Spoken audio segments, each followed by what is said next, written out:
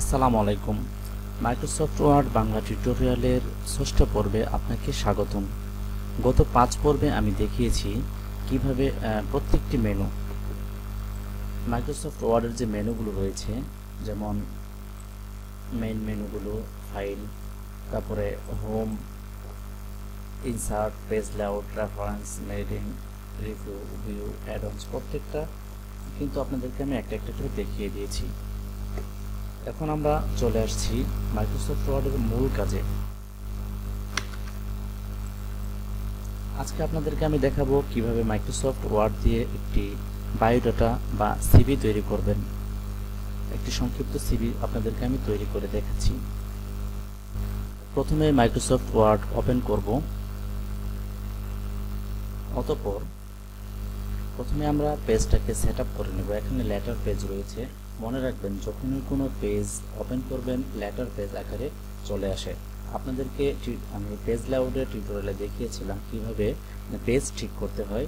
আজকে আমি দেখিয়ে দিচ্ছি পেজ সেট আপ করার সময় প্রথমে আপনাকে যেতে হবে পেজ লেআউটে। পেজ লেআউটে যাওয়ার পর এখান থেকে অপশন সাইজে গিয়ে A4 অপশনটা আমরা চালু করব। তারপর মার্জিনে যাব। মার্জিনে গিয়ে টপে আমাদের এত জায়গা লাগে না, টপে আমরা 1/2 ইঞ্চি দেব, বটমে 1/2 ইঞ্চি দেব, আর ডানে বা বামে 1 ইঞ্চি 1 ইঞ্চি করে থাক, কোনো সমস্যা নেই। প্রথমে আমরা শুরু করছি। দেখুন,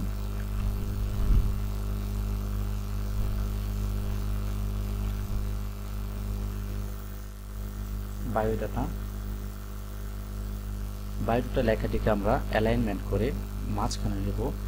সেন্টার অ্যালাইন করার জন্য আপনি এখানে মাউস পয়েন্টার দিয়েও ক্লিক করতে পারেন, অথবা আপনি চাইলে কন্ট্রোল ই দিয়েও কিন্তু কাজটি করতে পারেন।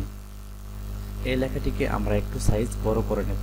সাইজ বড় করার জন্য আপনারা চাইলে এখান থেকে ফন্ট অপশনে গিয়ে বড় যে এটা আছে এখানেও ক্লিক করে করতে পারেন, অথবা এখান থেকে সাইজে গিয়েও আপনি 17, 18 বা 20 দিতে পারেন, অথবা কন্ট্রোল সেকেন্ড ব্র্যাকেটেও আপনি বড় করতে পারবেন, আবার কন্ট্রোল সেকেন্ড ব্র্যাকেট স্টার্টে গিয়ে আপনি ছোট করতে পারবেন। এই ফন্টটাকে আমরা পরিবর্তন করে নেব। এখানে আমরা টাইম নিউ রোমান ইউজ করব, এবং বায়োডাটা যেহেতু এটা একটা হিডিং, এই ক্ষেত্রে আমরা এটাকে বোল্ড করে নিব এবং আন্ডারলাইন করে নেব। তারপর আমরা এন্টার প্রেস করলে কিন্তু আমাদের কার্সরটা নিচে চলে আসবে। এখানে যে লেখার সামনে বা পিছনে লাফালাফি করে, এটার নাম হচ্ছে কার্সর। মনে রাখবেন, এটার নাম হচ্ছে কার্সর। এই কার্সর এখানে আসার পর আমরা আন্ডারলাইন অফ করে দেব, বোল্ড অফ করে দেব, এবং লেফট অ্যালাইনমেন্ট করে দেব। করার পর এখান থেকে আমরা 14 বা 16 সাইজ নেব। নেওয়ার পর বায়োডাটাতে যে জিনিসগুলো থাকে সেটা হচ্ছে প্রথমে থাকবে নেম। এখানে লেখার পর আপনি যে কোলনগুলো দিবেন, কোলনগুলো সমান করার জন্য আপনি ট্যাব বাটনে ক্লিক করবেন। ট্যাব বাটনে ক্লিক করলে সমান দূরত্বে গিয়ে আপনার ট্যাবটা কিন্তু দাঁড়িয়ে যাবে। আমরা এখানে 2টা ট্যাব দিয়ে নিচ্ছি, এবং কোলনের পর আরও একটি ট্যাব দিয়ে নিব। এখানে আমরা দেব সফির উদ্দিন, এটা হচ্ছে নাম। তারপরে যে জিনিসটা থাকে সেটা হচ্ছে ফাদার্স নেম। তারপর আমরা কিন্তু যখনই আমরা ট্যাব বাটনে ক্লিক করব তখন সমান দূরত্বে গিয়ে থামবে, এবং আরেকটা ট্যাব দিলে আবার সমান দূরত্বে গিয়ে থাকবে।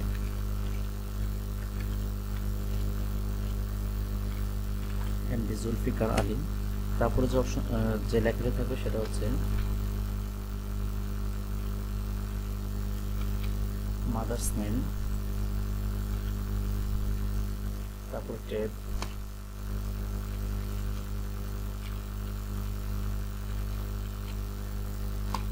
Mother's name. তারপরেও থাকবে প্রেজেন্ট অ্যাড্রেস। এখানে কিন্তু একটু ভিন্ন করতে হবে। এখানে ট্যাব দেওয়ার পর এখানে থাকবে VILL মানে ভিলেজ, PO মানে পোস্ট অফিস, PS মানে পুলিশ স্টেশন, DIST মানে ডিস্ট্রিক্ট। এখানে 2টা আমরা নিচে নিয়ে যাব। নেওয়ার পর ট্যাব দিয়ে সমান দূরত্বে আমরা রেখে দেব। Village, Mayagaon, post office,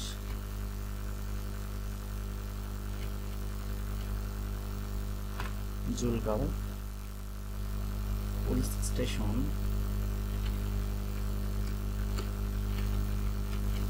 Sherpur Sadar এবং ডিস্ট্রিক্ট শেরপুর। তারপর যে অপশনটি থাকবে সেটা হলো পার্মানেন্ট অ্যাড্রেস।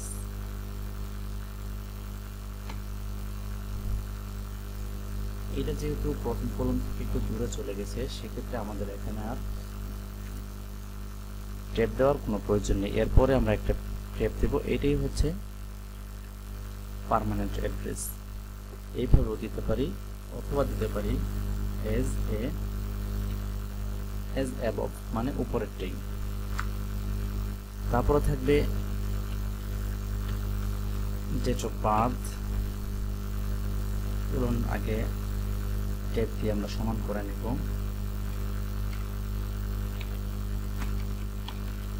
উনি 19th নভেম্বর 2001।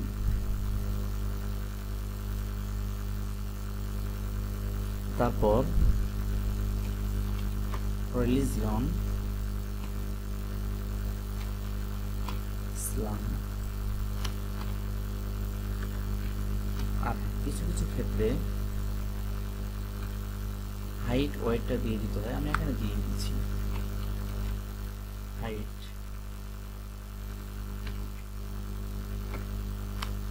5 ফিট 3 ইঞ্চি, ওয়েট 59 কেজি। তারপর থাকবে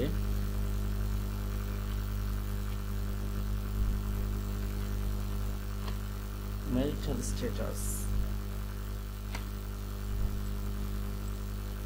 ম্যারিটাল স্ট্যাটাস যদি আনমেরিড হয় তাহলে আনমেরিড দিতে পারেন এবং সিঙ্গেল দিতে পারেন। যদি ম্যারিড হয় তাহলে অবশ্যই ম্যারিড লিখতে হবে। এনআইডি নম্বর, এখানে কিন্তু আপনি এনআইডি নম্বর দিতে পারেন।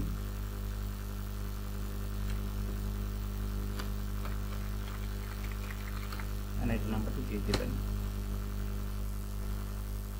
তারপর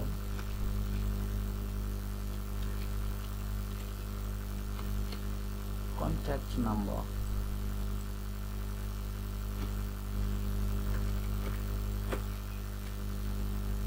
মোবাইল নাম্বারটা দিয়ে দিবেন।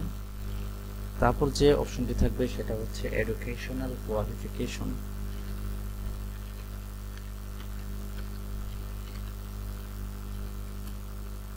এখানে উপরের মতো না দিয়ে আপনি একটি আন্ডারলাইন করে দেবেন, দিয়ে নিচে আমার বক্স আকারে করে দিতে হবে।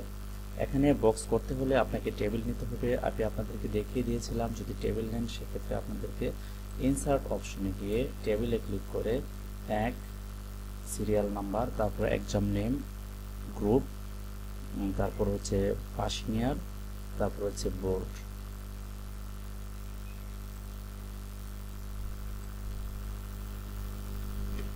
SL,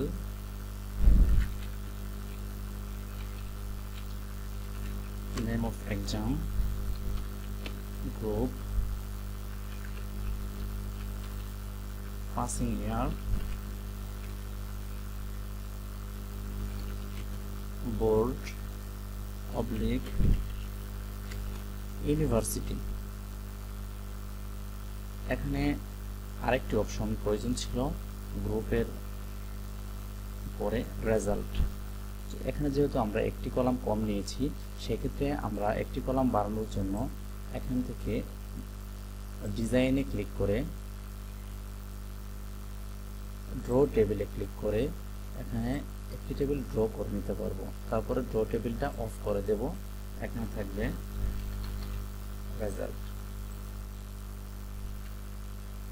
এখানে একটু ছোট করে নেব, দেখতে ভালো লাগে।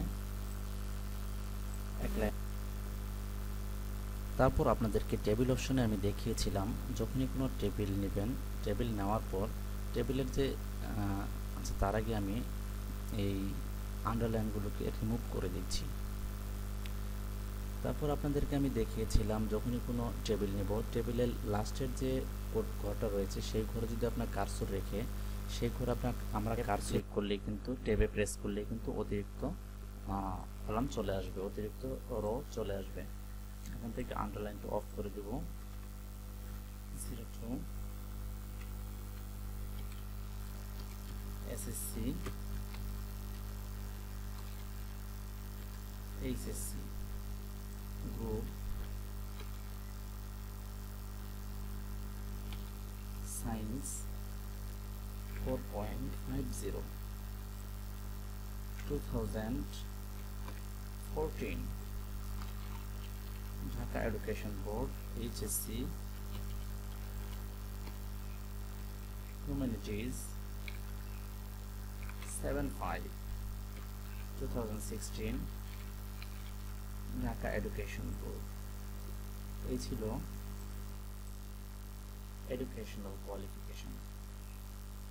আমরা বায়োডাটা শেষ পর্যন্ত চলে এসেছি। এখানে থাকবে আপনার যদি কোনো অভিজ্ঞতা থাকে, এক্সপেরিয়েন্স,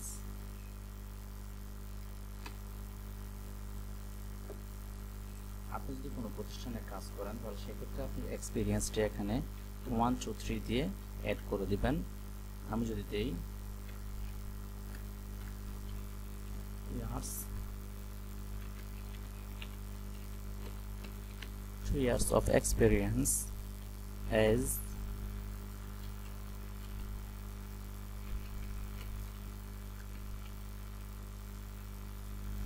computer operator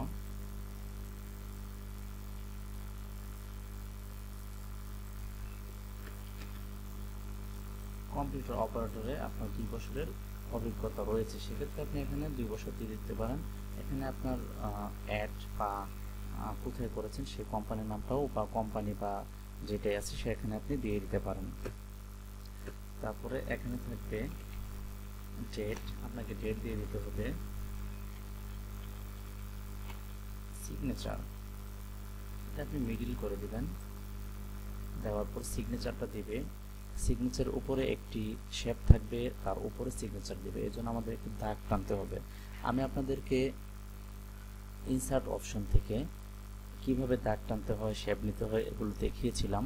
তারপরে এখন আবার দেখিয়ে দিচ্ছি কিভাবে দাগটা টানবেন। এখানে প্রথমে ইনসার্টে ক্লিক করতে হবে, তারপরে শেপে ক্লিক করতে হবে, তারপরে এখান থেকে একটি লাইন মার্ক নিয়ে শিফট চেপে ধরলে সোজা হয়ে যাবে, শিফট চেপে ধরে উপরে দিয়ে দিতে হবে।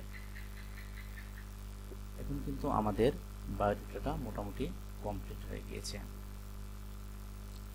এখন আমরা যদি এই বায়োডাটাটাকে দেখতে চাই প্রিন্ট করলে কেমন দেখাবে, তাহলে আমরা প্রথমেই এই ফাইল অপশনে ক্লিক করব, তারপরে প্রিন্টের উপরে কার্সরটা নিয়ে যাব, পয়েন্টারটা নিয়ে যাব, তারপর প্রিন্ট প্রিভিউ ক্লিক করব। ক্লিক করার পর এরকম প্রিন্ট প্রিভিউ চলে আসবে। দেখুন এরকম ভাবে আমাদের এটা প্রিন্ট আসবে। এই ছিল আজকের টিউটোরিয়াল। পরবর্তী টিউটোরিয়ালে থাকবে কিভাবে আমরা একটি অ্যাপ্লিকেশন লিখব এবং বাংলা ইংরেজি টাইপিং এর জন্য আমাদের আলাদা টিউটোরিয়াল থাকবে। আমাদের এই সিরিজ ভিডিওগুলো অবশ্যই সবগুলো দেখবেন, তাহলে আশা করি আপনার মাইক্রোসফট ওয়ার্ডের কোনো সমস্যা থাকবে না এবং মাইক্রোসফট ওয়ার্ডের আপনি হাফেজ হয়ে যাবেন, বস হয়ে যাবেন, আমি কথা দিচ্ছি। আজকে এ পর্যন্তই। আল্লাহ হাফেজ।